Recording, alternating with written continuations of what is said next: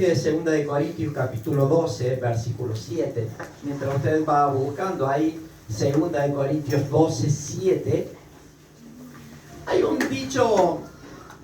dicho muy conocido, muy popular, que dice que lo que para uno pudiera ser basura, para otros pudiera ser un tesoro. Y la frase, entiendo que la frase enseña que lo que para una persona considera que esto ya es viejo, que esto ya no sirve, que está deteriorado, que ya cumplió su función, entonces lo saco a la puerta, para otro pudiera representar este mueble algo para restaurar, algo para rediseñar, algo para poder ocupar el lugar en donde pudiera serme útil, y esa persona lo considera como un tesoro. Por eso el dicho dice que para lo que a alguno es basura, para el otro es tesoro. Y creo que nadie mejor que Walter sería el capacitado para darnos una clase de lo que estamos hablando, ¿no? Porque a nosotros nos llamaba la atención cuando lo conocimos, que íbamos en el auto y él iba mirando así y nos hacía parar, y para nosotros era una sorpresa verlo de cabeza metido dentro de los contenedores. Y siempre nos llamaba esto, ¿no? Nos llamaba la atención de esta realidad. De hecho, en una oportunidad veníamos al seminario, hacía mucho frío, eran como las 11 de la noche, y pasamos ahí por Castro Barros en Chaco, y no sé si todavía está el Banco Nación, creo que en ese momento estaba el Banco Nación, y había un cartel que estaba en el banco, medio caído, y dice: para. ¿Qué? No, el cartel ese del Banco Nación está tirado ahí, lo vamos a cargar.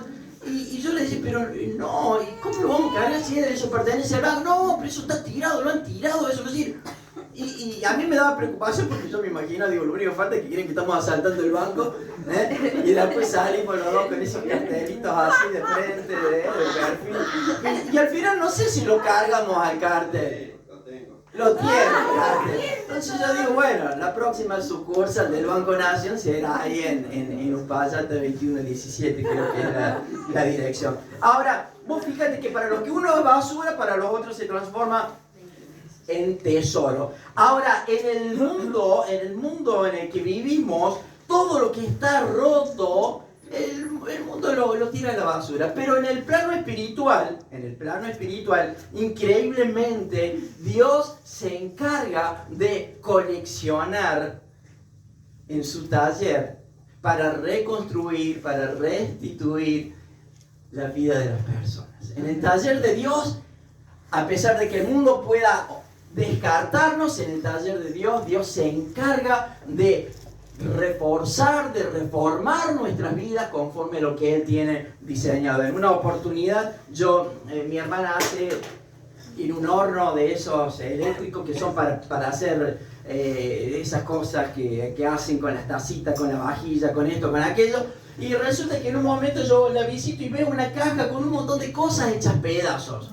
Había tacitas de porcelana, había frascos, había esto, había aquello. Entonces yo le pego una patada así y le digo: todo esto es para tirar. Entonces ella rápidamente me dice: no, me dice, esto no es basura, es materia prima, dice, para una obra de arte es superior a la que vos estás viendo ahí. Y la frase, ella riéndose, ella lo hace no para negociar o para comercializar eso, sino lo hace como un hobby.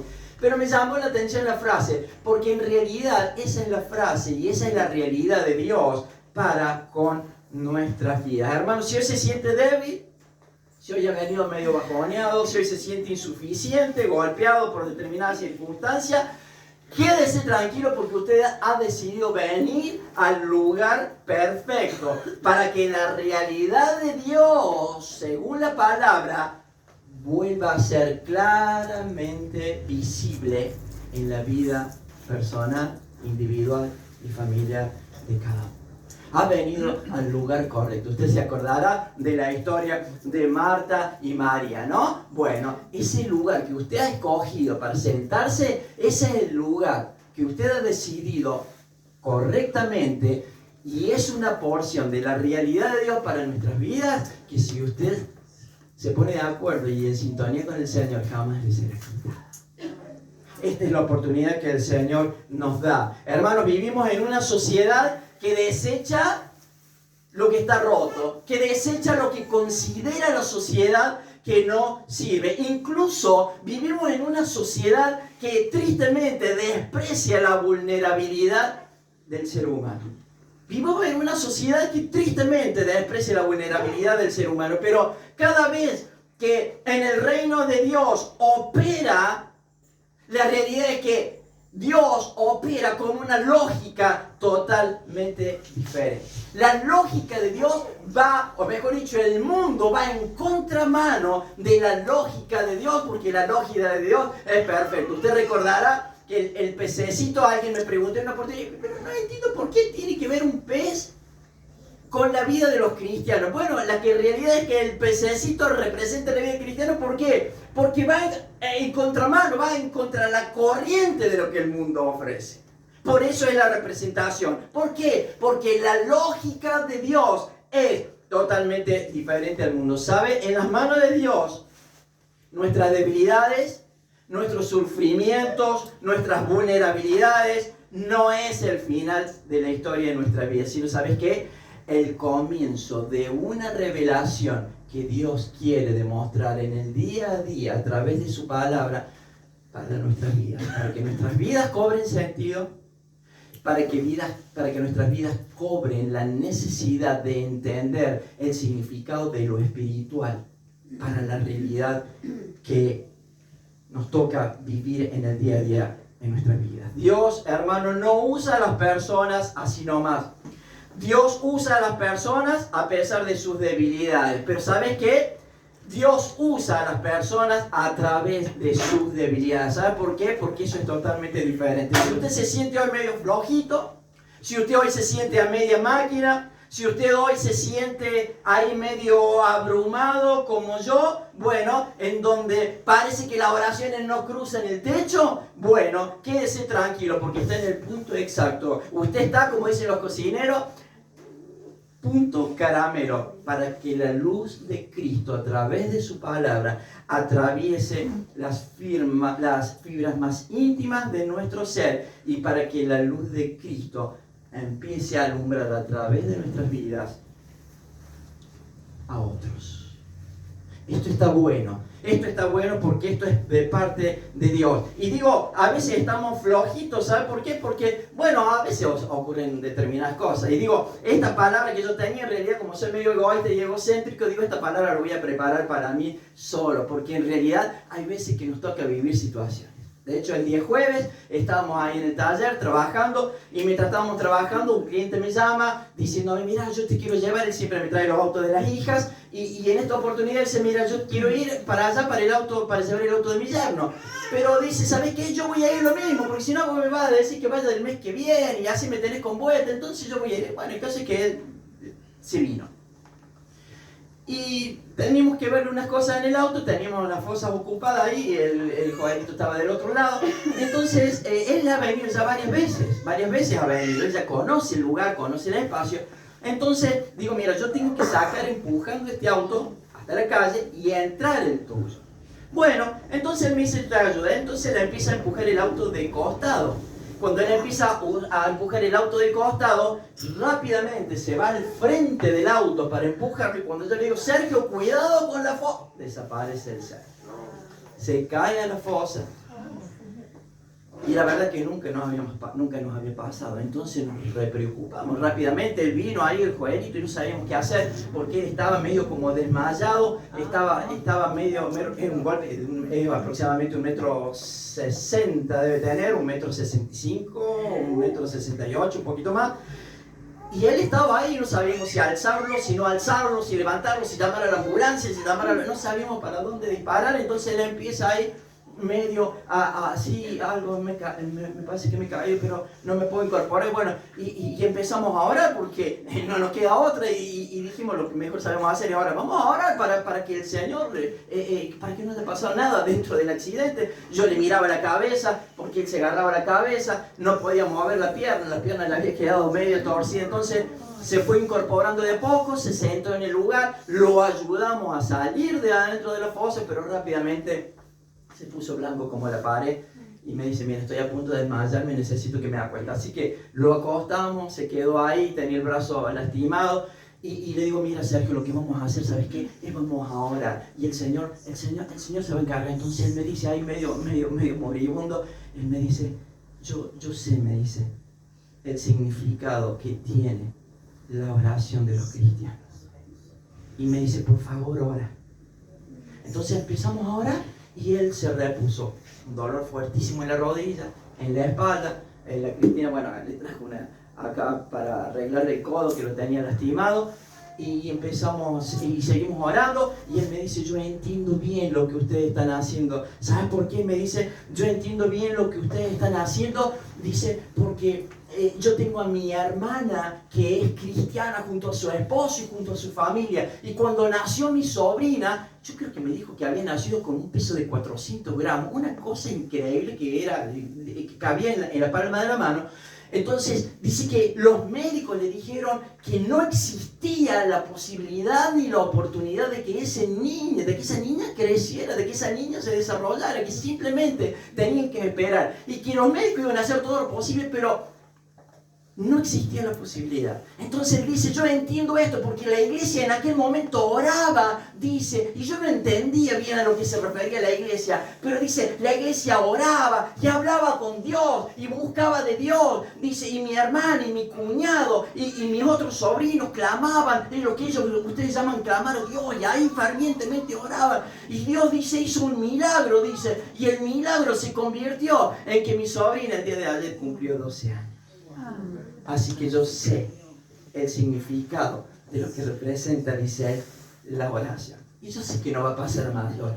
Pero bueno, nosotros nos preguntábamos un montón de cosas. ¿Cómo seguirá esto? Le digo, bueno, ahora yo te voy a llevar a tu casa. Me dice, vos revisa el auto tranquilo. ¿Qué va a revisar el auto tranquilo si no lo podemos revisar ni a él? No lo podemos revisar el auto. Entonces yo me hacía ahí, que revisaba, que miraba y lo miraba a él abajo ahí para ver cómo estaba. Y me dice, bueno, ya problema, yo me vuelvo solo. No, decidimos llevarla. Después, bueno, hablamos con la mujer y demás. Y después seguimos orando y dice, Señor, bueno, que no vaya a ser un motivo para que mañana pasado venga con algo raro, ¿no? Y nos diga, che, mira, yo tuve un accidente allá y cómo vamos a arreglar con esto. Pero bueno, nos ofrecimos para llevarlo, para hacer lo que tuviéramos que hacer. Él nos dijo, quédense tranquilos, fue un accidente, no va a pasar nada. Y las oraciones de los cristianos, dice, las oraciones de los cristianos, sé que tienen un significado, sé que tienen una profundidad y sé que hay un cumplimiento en esas oraciones. Y después de que hablamos de todo esto, dije yo, ¿y si él a través de esta situación es el remedio que necesita para la salvación de su vida y de su casa y de su familia? Entonces, a partir de ahí dijimos, bueno, bienvenido sea. Gracias porque el propósito de Dios, a pesar de que siempre nos encomendamos y a pesar de que fue probablemente un descuido de parte de Él o descuido de parte nuestra de no haberle advertido con anticipación, pero bueno, pasó lo que tenía que pasar y sabemos que Dios está al control de las situaciones. Por eso quiero compartir con ustedes 2 de Corintios capítulo 12, versículo 7, porque ¿sabes qué? En las debilidades, en las situaciones y en las circunstancias, usted se puede quedar tranquilo, porque Dios va a seguir operando en la realidad.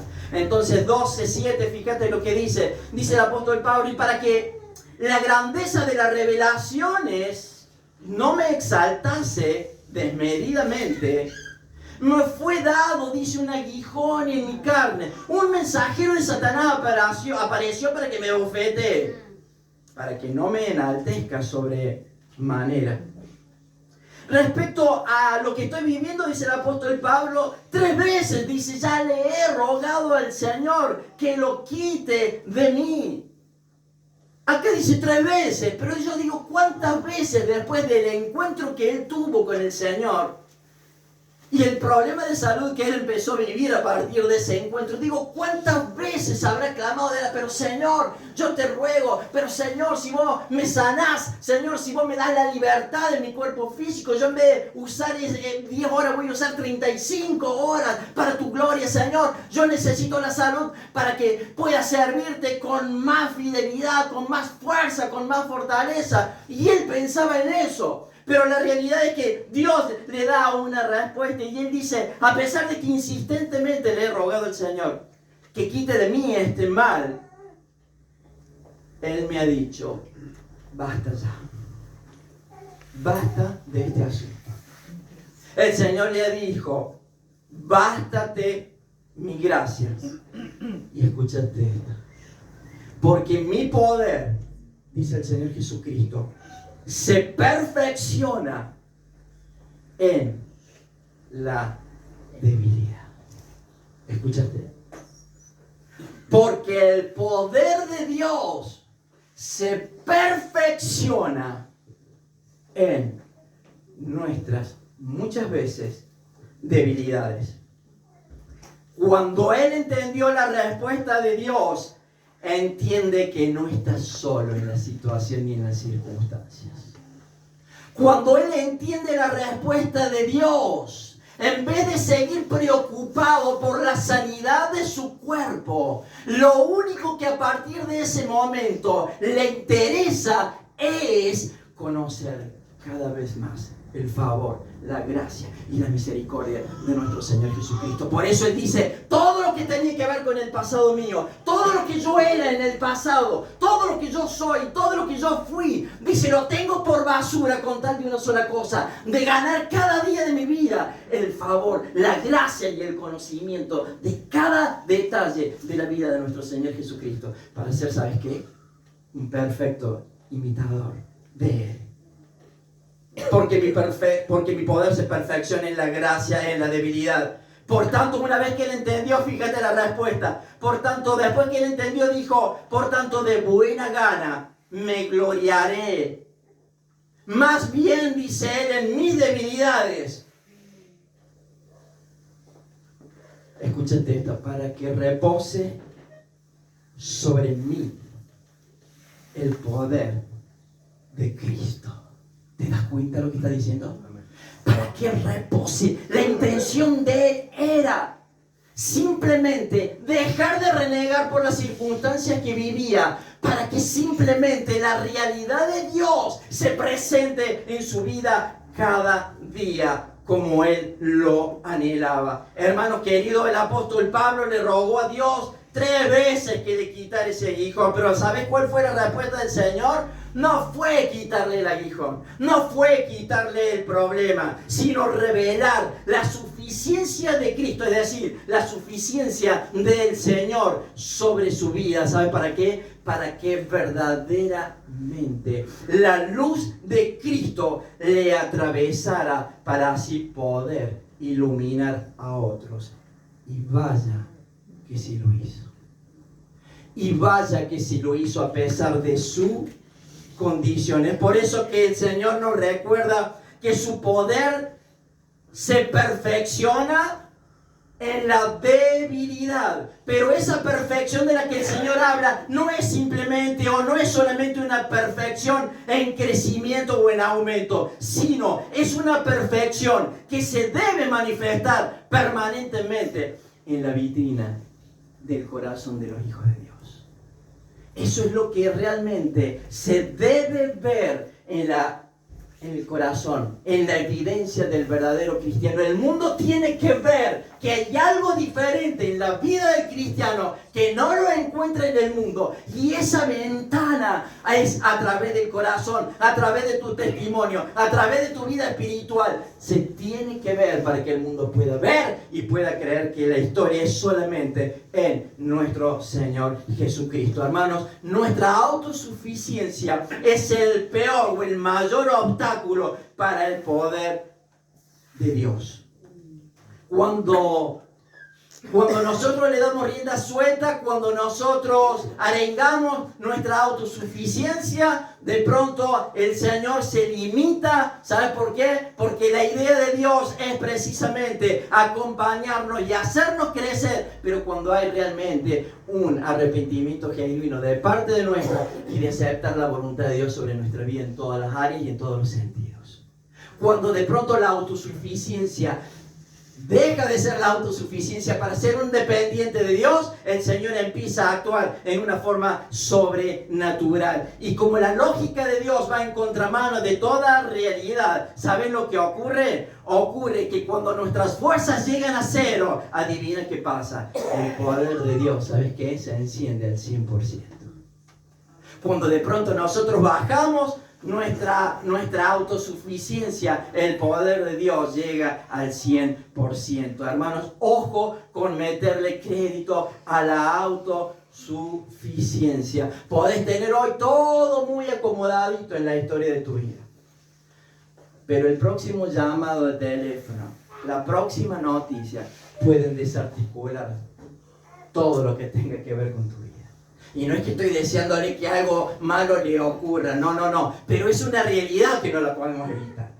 Por eso es tan importante estar lleno, nutrido de la verdad de Dios. Por eso es tan importante estar saturado de la realidad de Dios, porque los golpes de la vida, las situaciones, tarde o temprano van a golpearte. Y si de pronto no estás más que preparado, más que firme en la realidad de Dios, rápidamente vas a empezar a deambular, rápidamente vas a perder el equilibrio espiritual y te vas a meter un porrazo. Por eso es tan importante la dependencia de Dios. Hermanos queridos, es muy importante entender que solamente en el poder de Cristo necesitamos la manifestación y perfección en nuestras vidas. ¿Sabes por qué? Porque tenemos un tesoro en nuestras vidas que Dios ha determinado. Dios ha determinado un tesoro. Dios ha diseñado tu vida tal cual sos. Algunos son vasos de barro, otros son de utensilios de otras calidades, pero Dios se encarga de utilizarte tal cual vos sos. Hay veces que hay gente que cree, me acuerdo que en una oportunidad estábamos hablando acerca de esto y dice, yo soy un humilde utensilio de barro. Y Dios, vas a saber si en mi condición Dios me tendrá en cuenta. Y recuerdo que después que falleció esa persona, el pastor un día se acercó y nos dijo, esta iglesia se sostuvo a lo largo de la historia porque esa mujer que se consideraba la nada misma era la que permanentemente y constantemente y continuamente velaba en oración. Y ella decía, hermano, yo no puedo servir demasiado por mis problemas de salud, pero ¿sabe lo que hago? Oro durante 20 horas por día porque ni siquiera puedo consolidar el sueño. Pero lo que hago es orar. ¿Y sabes qué? Fue el motivo por el cual esa iglesia siempre estuvo parada en esta tierra y pudo estar encendida. Y han pasado como 5 generaciones. ¿Y sabes qué? Hasta el día de hoy, cuando nos toca, de alguna que otra vez hemos ido, me recuerda la historia, ¿no? Cuando ese pastor dijo, se sentaba. Esa señora era mi abuela. Ahí dice, se sentaba doña Asunta, que se creía que no era nada, pero era la que constantemente vivía clamando en oración por cada uno. Yo ni siquiera la conocí, pero ¿sabes qué? Dentro seguramente dentro de sus oraciones debo haber figurado en algún lado. Hermano, ¿qué te consideras en tu vida? ¿De qué te consideras? ¿De qué consideras que estás fabricado? Bueno, no te preocupes. ¿Sabes por qué? Porque dentro tuyo hay un tesoro que Dios ha determinado y Dios ha guardado. 2 Corintios 4:7. Pero tenemos, dice, este tesoro en vaso de barro para que la excelencia del poder sea de Dios. Para que la excelencia, dice, del poder sea de Dios. Y fíjate cómo termina el versículo. Y no de nosotros. No es mérito nuestro, hermano, en nuestra vida espiritual. No somos unos superhéroes dando vueltas. Somos simplemente vasos frágiles en las manos de Dios, usados, si se lo permitimos, para cambiar la historia de un mundo que se está cayendo a pedazos. Eso es lo que representa la vida del cristiano parado en esta tierra. Por eso no te podés tener en poco. Hay gente que cree que no tiene ningún valor, pero para Dios verdaderamente el valor de tu vida es incalculable. Y el mejor ejemplo, la mejor respuesta que Dios ha dado es su muerte en la cruz y su resurrección para darnos vida y vida en abundancia. Hermano, usted recordará que en la antigüedad los tesoros más valiosos se guardaban en vasijas de barro. ¿Se acuerdan? En vasijas de barro comunes.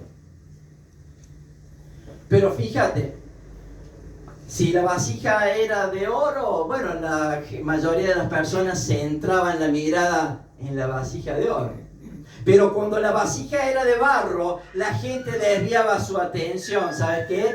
Al contenido de lo que había en la vasija. Porque lo que había en el contenido de la vasija era un contenido perfectamente costoso, tremendamente valioso. Hermanos, muchas veces Dios permite grietas, fisuras o golpes en nuestra historia y aún en nuestra propia vida. ¿Sabe para qué? Para que el mundo no nos admire a nosotros por lo que somos, sino para que Cristo, que vive en nosotros, pueda ser visible. Y ahí está la clave de nuestra vida espiritual. El mundo tiene que ver, como dijimos al principio, que hay algo dentro de nuestras vidas que no lo tiene el mundo y que lo desea, y que lo desea, y que lo desea. Yo he escuchado gente decir, a mí me gustaría ser como tal persona. Refiriéndose a alguien espiritual. A mí me gusta, yo tengo mis amigos, a mí me gustaría tener la fe que vos tenés, pero la realidad es que cuando a veces el zapato me aprieta, por ahí la fe tiende a buscarse, a querer escapar si tengo que rápidamente acudir a los pies de Cristo. Pero esta es la realidad de lo que el mundo tiene que ver. El mundo tiene que buscar la forma de que verdaderamente nuestro testimonio sea la cara visible de nuestro Señor Jesucristo. Hermanos queridos, la fractura y el sufrimiento de Pablo fue la ventana por donde otros vieron la verdadera historia. No de lo que él había sido, no de su reconocimiento antes de su conversión, sino de lo que fue después de su conversión. ¿Y qué fue? ¿Y qué fue lo que realmente esa sociedad y el mundo antiguo veía en el apóstol Pablo? ¿Sabe lo que veía? Veía la gloria de un Dios vivo actuando entre el antes y un después de un hombre que había encontrado verdaderamente, que se había encontrado con la cara visible de nuestro Señor Jesucristo. Esta es la clave, hermano, para vivir la realidad de nuestras vidas. Veía la gloria del Dios vivo. Solamente aquel capaz de cambiar y transformar las vidas humanas, de restaurar, de construir y de reconstruir. Ahora, ¿esto puede ser posible? Sí, claro, puede ser lo posible para nuestra vida. Pero ¿sabes qué? El cristiano tiene que hacer sacrificio. El cristiano tiene que esforzarse. ¿Sabes qué? Tiene que esforzarse en el problema más grande que tenemos, que muchas veces es torcer nuestra voluntad. A veces no podemos con nuestra voluntad. A veces nuestra voluntad siempre va por delante. Y el Señor te dice, mira, la cuestión no es así. Si no estás dispuesto a torcer la voluntad de Dios, si no estás dispuesto a torcer tu voluntad para que Dios opere sobre tu vida, hermano, estamos en un problema. ¿Sabes por qué? Porque necesitamos torcer nuestra voluntad para acceder a ese espíritu que necesitamos. Un espíritu quebrantado delante de la presencia de Dios. Y cuando hay un quebrantamiento en nuestros espíritus, cuando hay un arrepentimiento genuino en nuestras vidas, recién ahí la historia empieza a cambiar y empieza a ser transformada. Por eso el Salmo 51:17, el salmista llega a una conclusión y él escribe, dice, basado en lo que él había experimentado, los sacrificios de Dios son el espíritu quebrantado. Y él dice, al corazón contrito y humillado, no lo va a despreciar Dios. ¿Y sabe qué? Él llega a esa conclusión. Escribe esto después de su mayor fracaso de su vida.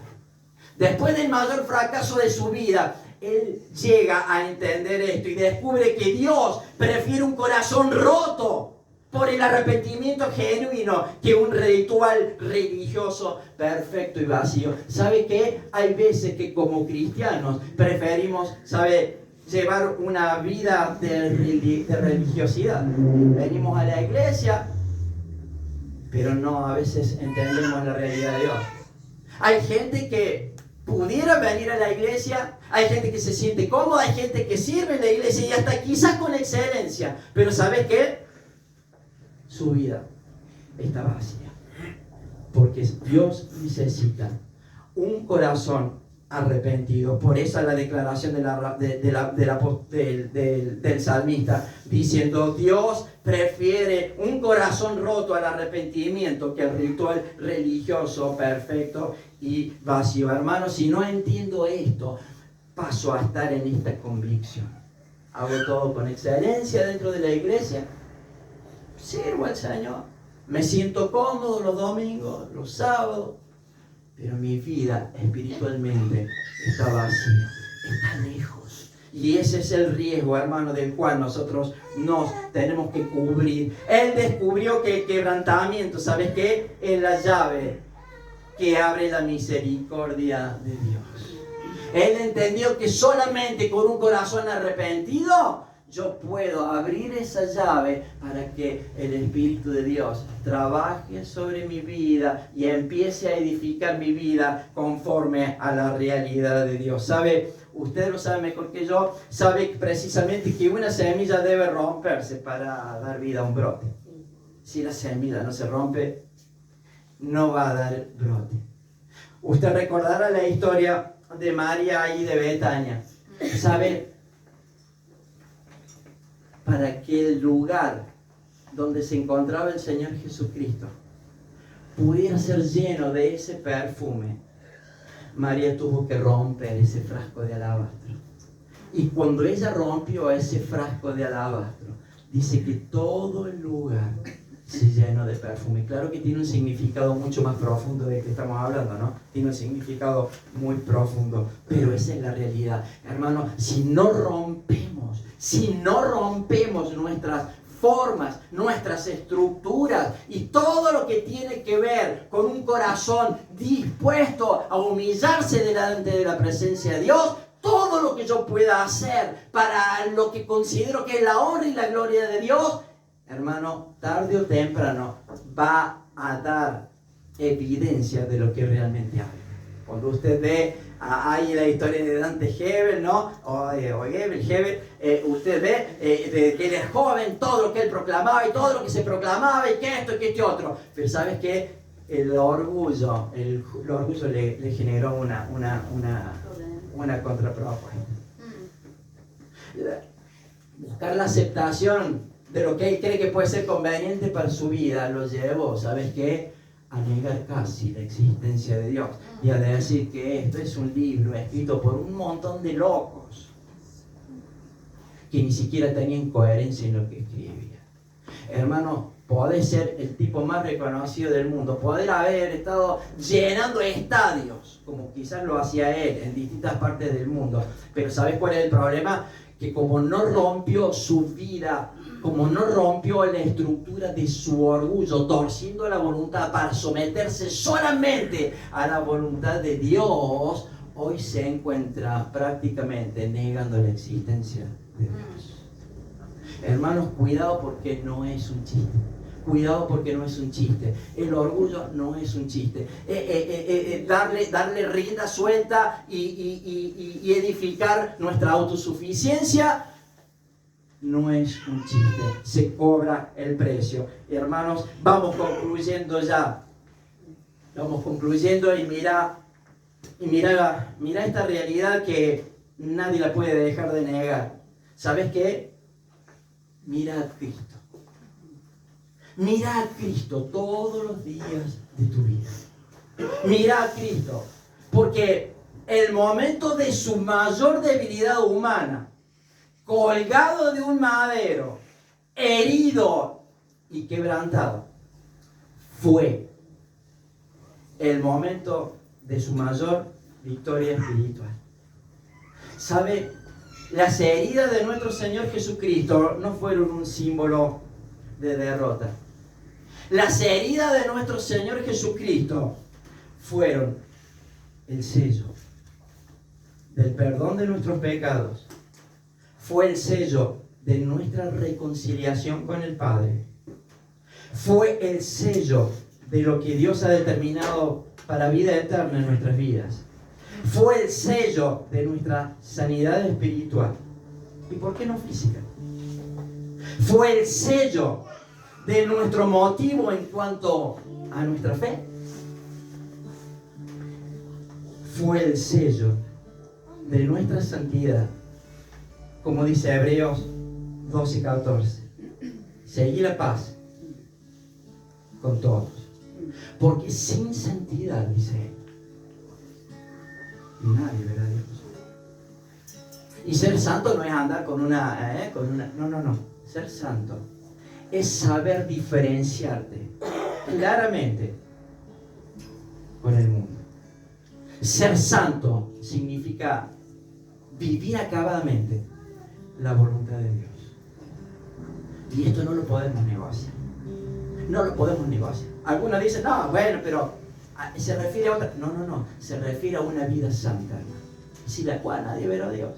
Viste que por ahí dice, no todo el que me dice Señor, Señor entrará al reino de los cielos, pero Señor, si en tu nombre, cuántas cosas.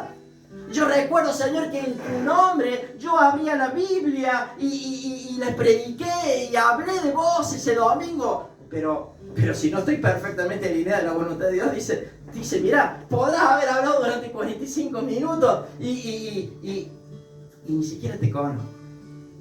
Que el Señor nos guarde. Que el Señor nos guarde, hermano. Que el Señor nos libre. Amén. Amén. Oramos.